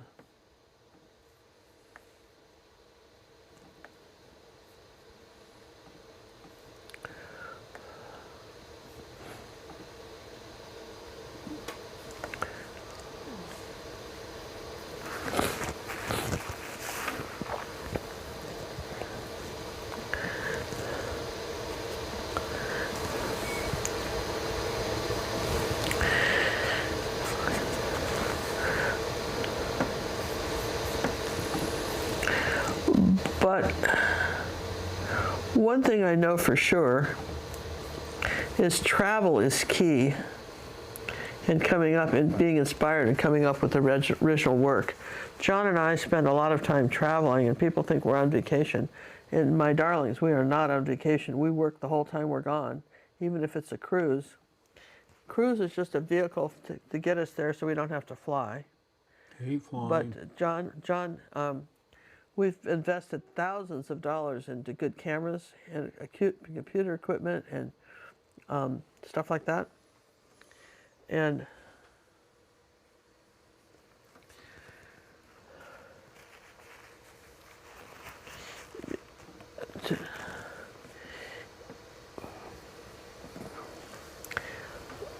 when we tell people that, you know, coming up with original artwork is tricky. I like to do the old dead guys because I don't have to think about it. I can just tell you how to paint it. Okay? That stuff's easy. Coming up with original stuff like this takes time and resources. And I have to say that I'm happy with the life we have now. I love teaching. And one of the things about, I think I may have mentioned about publishers. Oh, I didn't mention the other publishers I had. Before IGI, I had these guys, these two Asian guys in California that I met at Art Expo. And they were selling the hoity-toity stuff and the original, less publisher art, more like art agent people, right?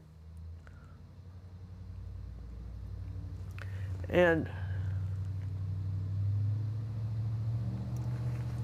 they the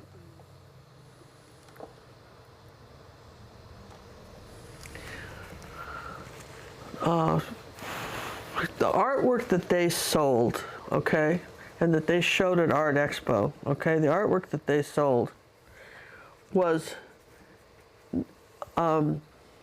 nothing. My artwork's kind of happy, don't you guys think so? Oh, I think it's happy. My artwork didn't go with their stuff. You do happy art. It didn't. It didn't go at all with their stuff. And that was too bad because they liked it. But when you hung my artwork next to theirs, it was terrible. Yours or theirs? Well, I mean, the artwork looked good, but they didn't look good together. The whole thing, they looked awful together. Yeah? Just terrible. And they just didn't hang nicely. It's and they knew it. I mean, they had good taste. They knew it, but they also knew I was good. And they were worried about my age, and I was only in I wasn't even 60 at the time. They were definitely worried I was too old. That I was coming along too late. They had kind of wanted to be an artist. Yeah, they had kind of wanted Cinnamon, but she wasn't painting much at that time. But she's real pretty and young, and I think that they could have figured out a way to get Cinnamon at that age. They would have taken her in a heartbeat. But the thing was, but you could parade me out at an art gallery, and they had a gal, one of their managers that worked for them, did their books and managed some of their stuff, was a gal named Diana. And Diana loved my artwork, absolutely loved it. I mean, if you had a fan of somebody, Diana kept saying, aren't you doing Ginger stuff? Have you seen her stuff? She's great. You guys are crazy. Get Ginger. My God, she's so good.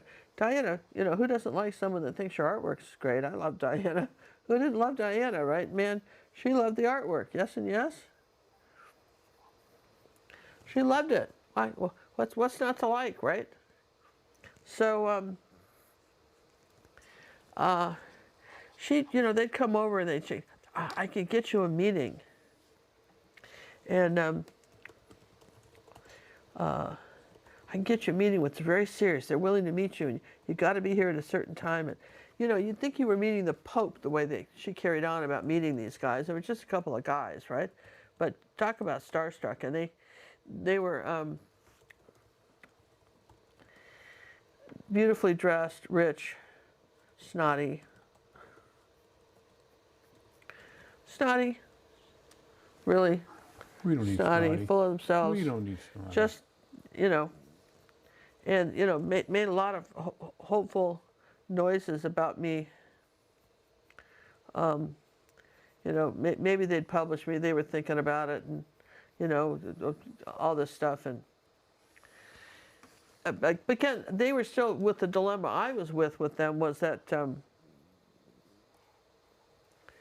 how do you reconcile the fact that my art really doesn't go with theirs, right? But they so anyway, they basically said that they wanted me to. Wanted to put me under contract, and Diana would be in charge. She would get me into galleries, and so I signed a contract with them. Yeah, look, if nothing, I hustle, right?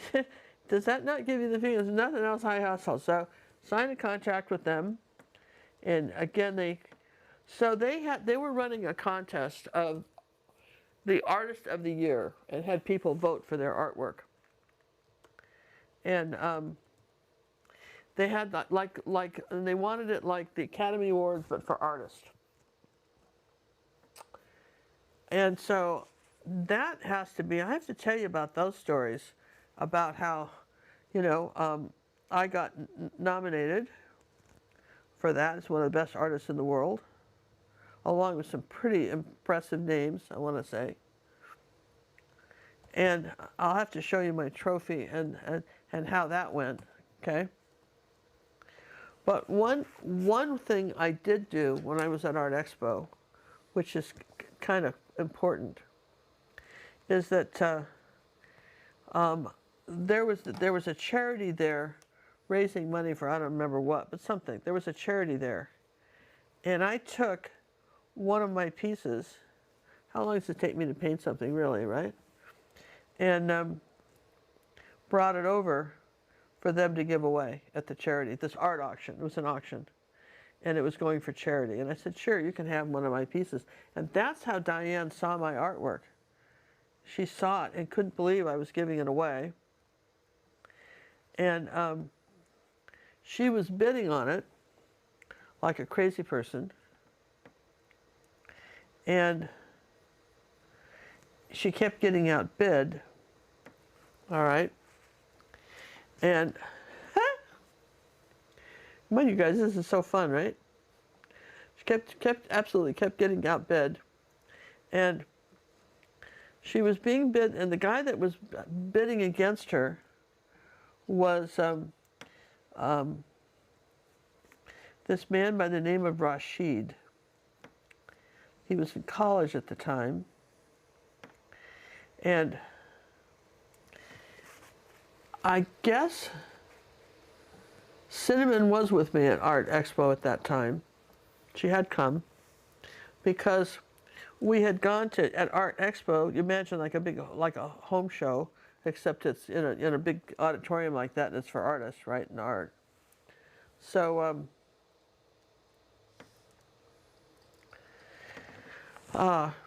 Rashid, we first met him when it was very crowded, and he needed, and everybody needed a place to sit for lunch, and so he was wandering around, and I could see him looking for a place to sit down. It was so crowded out there in the public eating area where you buy food and stuff, that there was nowhere for him to sit. So we said, Cinnamon's very gregarious, and I said, "Hey, you want to come sit down and eat with us?" And he looked so shocked that we would just talk to him out of the blue. But Cinnamon and I do that. In fact, I just a small note about something happened. Cinnamon was so funny. When we're in New York, we're eating breakfast. I'll tell you about Rashid, but made me think of this, and I won't remember next time to tell you if I don't tell you now. Okay? And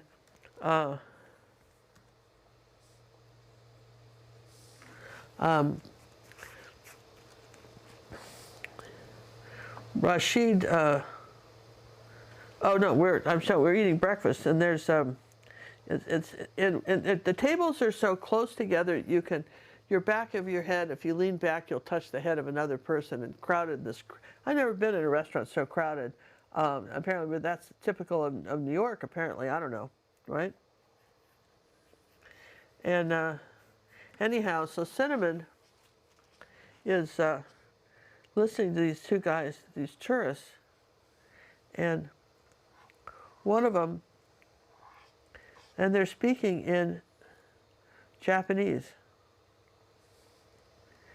And she and her husband, John, when they were in college, there's very few stories I will tell about Cinnamon. I have to be careful, But one of the things that bonded her and her husband, John Cooney, was the fact that they both loved cartoons, Japanese cartoons.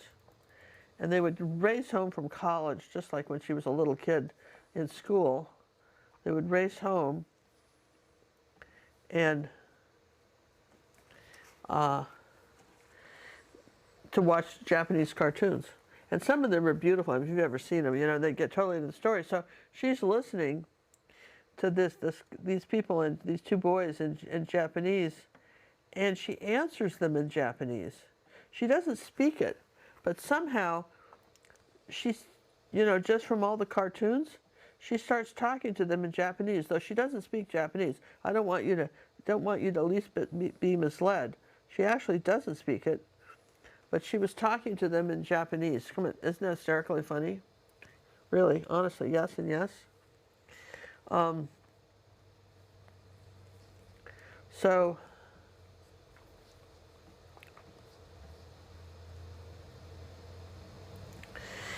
they laughed, and of course she couldn't really speak Japanese, but they couldn't believe it. But they all watched the same. Trust me, those kids and her all watched the same cartoons. They knew exactly what she was talking about, the cartoons and everything she loved so much. And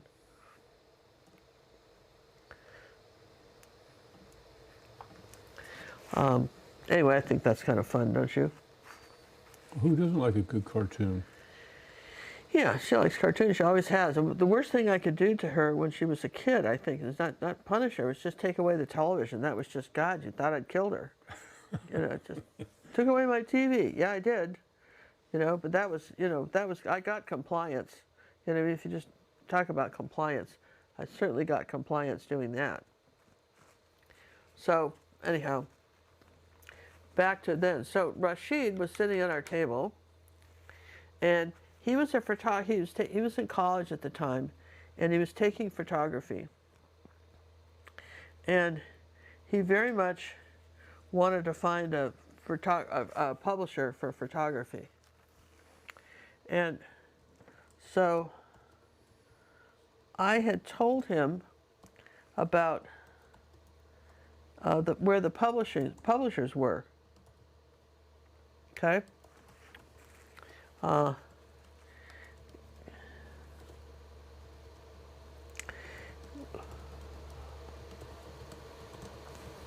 and where to go and how to find one and all that stuff. We were having a conversation. And I had no idea that his parents were like multi-zillionaires. You know what I mean? Like, well, how do you know these things? How would you have any idea? You wouldn't, right? So his parents, it turned out his parents were like billionaires. And Now, whose parents are these? this was Rashid's. They were from India. Okay, gotcha. They had some story about how they started off with 7-Elevens, but I'm telling you, I ended up at their house. That's another story, and I'm telling you, these guys were so rich. But, you know, rich doesn't get you a publisher. You know, it doesn't matter. His dad couldn't get him a publisher, right? And apparently I told him how to get one. So he was just, so he found out about the auction, and he wanted to buy the painting kind of as a thank you for what I'd done. Getting him into, wasn't that nice? So that's who was bidding against me, and then he became friends with Diana. And later, when he opened his art gallery, the first artist he wanted in there was me. Okay, so but again, that's kind of another story, you guys. So I'm happy to say that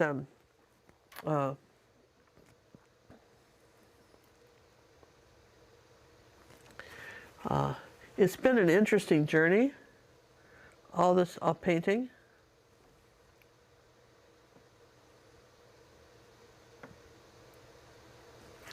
And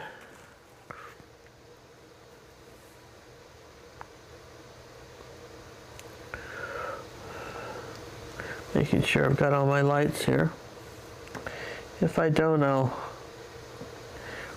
and I love teaching probably as much as anything, because that was the one thing people always said, and for years they would tell me, you're such a talented artist. I said, but you know what my talent is? I can teach other people to do this, and I can. I tell you what, we get people doing it. I have a way of explaining it. I've been working with acrylics for years, and if somebody really wants to learn to paint, if they will take advantage of the personal art coaching that we offer on our website,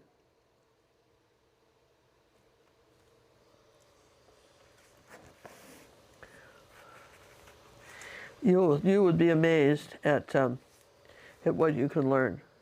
How quickly. And how quickly and how fast. I can take years off the learning curve for you. Years, literally years. And we talk all the time about painting being a skill. There's a skill to being an art agent. There's a skill to being a framer. There's a skill to knowing you could be a good artist but not paint anything that anybody would ever want to publish. That's not anything bad about you. It's just that's, you know, you're not there yet, right? For that type of thing. The world is full of people making promises. And as artists, there's a tendency as artists to be a little bit gullible. You want it so badly that you don't look further. And there's a lesson here in that too, wouldn't you say, John? Absolutely. We see this all the time with scams. With the newest one is that you'll posted something on Facebook, your artwork, and somebody will call and say, I want to buy your artwork, I love it. Most of those are scams, right, John? Not if it's somebody you don't know and they can't give references to somebody else that's a real person. There's a lot of, I guess what I'm telling you is that there's a lot of this going around, all right? And you want to be wary of people that, you know, bearing gifts kind of thing. And I'm just putting in all the colors in this. I'm getting fairly close to being ready to do a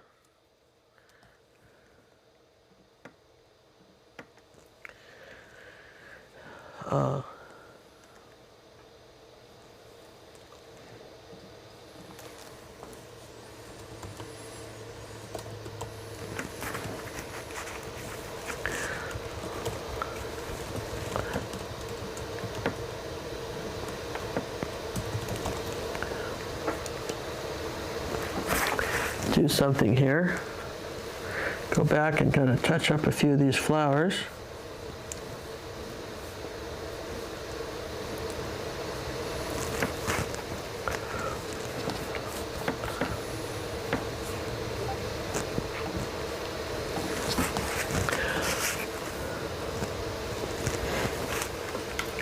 Probably paint on this for days, right? But be cautious. Talk to other artists. I said that before you jump into an art gallery. Talk to some of the artists that have been there. If somebody's offering you a publisher, maybe they could, if they want references, you know what, you do too, and you're entitled to them. Don't just sign any old contract because people promise you things. How long has the company been in business? Are they just starting? Yeah? What do you really, my mother would say, what do you really know about those people? What do you really know about those people? Oh, isn't that the truth? You know, I mean, what do you really know about those people? Not as much as I'd hoped, maybe? Like I say, John and I have been doing this for Too many years. For a few years.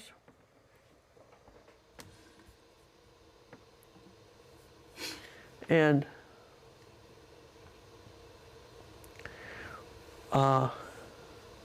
we love what we do. We love the fact that people are learning to paint and enjoying it. Now, I just got off the phone with my niece today. You know, have you ever heard the expression, "A prophet's never honored in their own hometown"? Right? She's probably listening. I said, "Better listen to my storytelling." Well, she says, "You know what? I don't subscribe to anything, so I don't subscribe to YouTube because I don't believe in subscribing." Where did that come from? I mean, there's caution and then there's just dumb, right? Sorry, Tammy, but I'm sorry. Really? And she's just, you know, I don't know, can't remember how old Tammy is. She's older than Cinnamon. And, you know, she's learning to paint, and she is. Now, in all fairness, she's struggling. She's lost all the vision in one eye and has barely got much vision in another. So, you know, I said, she's got to follow the people that she can see, that kind of stuff. And so I don't fault who she's watching. I thought the least she could do was subscribe to my channel. I said, you don't have to watch it, I just subscribe to it. It doesn't cost you anything. If you guys have not subscribed to my channel, shame on you. It doesn't cost you anything. And it helps us. If you share these videos, just the link to see. I saw this neat video on YouTube, and I loved it. If you were to share these videos, that would be neat. We would appreciate it, wouldn't we, John? We would appreciate it when people share and then let other people know what we're doing. I mean, that's a lovely thing to do. We would thank you very much if you did it. And got a little. When this totally dries, I will go back over it and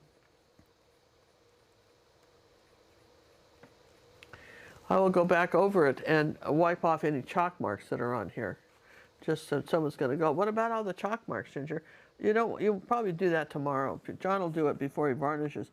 Absolutely. I give him a wash and wax. John, the question came up, did somebody wanted to know if we were varnishing our paintings. And Monday we showed some varnish. Do you have any that you haven't shipped off yet that are varnished? Yeah. From this? Let me just take a minute and show you the difference between a painting that's been varnished and not varnished. Because it makes a big difference. Huge. Huge, right? Jabungus. Jones, we're going to show you a couple of some of the ones from Storytime. Again, these are going to be shipped out. We wanted to make sure the varnish was very dry before we shipped them. But again, these are our Storytime paintings. It's sort of fun reminiscing, going down memory lane, kind of so to speak, and reminiscing about these strange people that I've run across. Grab a frame while you're there. Grab a frame while you're there. Yeah, As you're passing by, As can you're you grab a passing frame? by, right?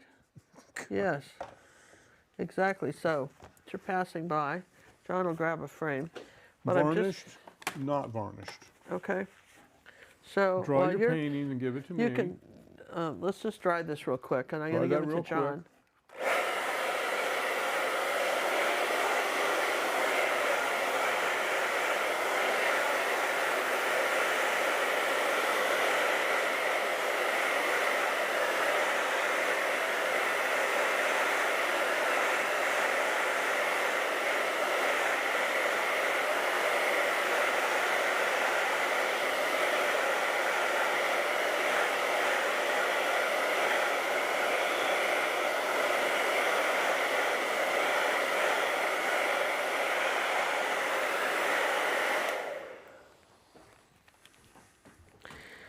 I'll take that, my queenness. And if you I haven't filled out realize our I little haven't poll, told you about all the no, art galleries and agents that I've had over the years and how I got the Howard Barron's painting. So remind me to do that. But let me just show you. Here are some of the artwork we've done that have been Storytime artwork. I don't know if this one was, but you see how it's been varnished? All right. Now here's a painting without flowers. This is the same kind of painting with flowers, and it's not varnished. Can you guys see the difference about how the varnish brings the colors back out? That was one we did the other day. And here, for instance, is a upside down painting. Again, Storytime. I don't know if this, I think this was one we've done in our series. I don't believe we did a Storytime with this one. Just one I did. That was one of the early ones. It's one of our early paintings that we've done for the for our promotion. And move that. And this. But again, here's a 9x12. Hawaiian hut and waterfall. And again, varnish, you can see how the colors really pop out, as opposed to say, if you can see, this is non-varnished. And the colors really do make a difference. Here was one I finished a few days ago, did not film, and it has not been varnished again. These are all part of the paintings I'm doing in this series for the people that signed up between November and December, end of December of 2023, and either renewed their annual membership in our art school or signed up for 3 years or up to 3 years. They've got different size paintings between what they did. It's a special if they did it during those months. So that's the genesis of this artwork that has, like I say, non-tutorial, all been sold. And here is the painting of here's the one I just did of the Columbines. Okay, that's the finished Columbine painting. And again, we'll erase some chalk marks. I can erase some of them. We'll So some erase of them all we can of get them. it. We'll erase them. I'll sign it while I do this. Probably should have shaken that pen up a little more.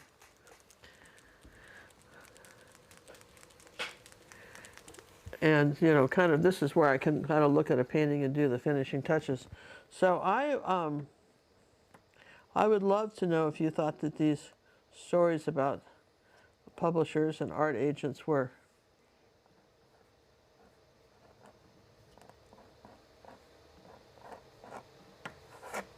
worthy. Were helpful. And we want to thank you for joining us on this journey of story time. More story times to come.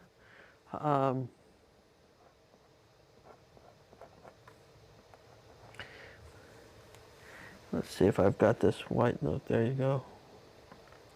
The red slash will go through when I'm done. Thanks for watching. Stay tuned on Mondays, 5:30 Central, for our step-by-step tutorials where we teach acrylic painting. But if you've had fun with the story times, we're trying to do these about 3 times a week. So I hope you just make sure you subscribe, hit that alarm bell so that you'll be alerted. There's no particular schedule of when we do them, and I hope you're enjoying them. Have a fabulous day. Give yourself a hug from me. Just know that you're of value to the planet, and just being there. And we thank you very much and love you guys, and thanks. Bye, everyone. Tomorrow's Friday, no, Thursday. Thursday. The odds are in your favor that we may be back. Have a good one.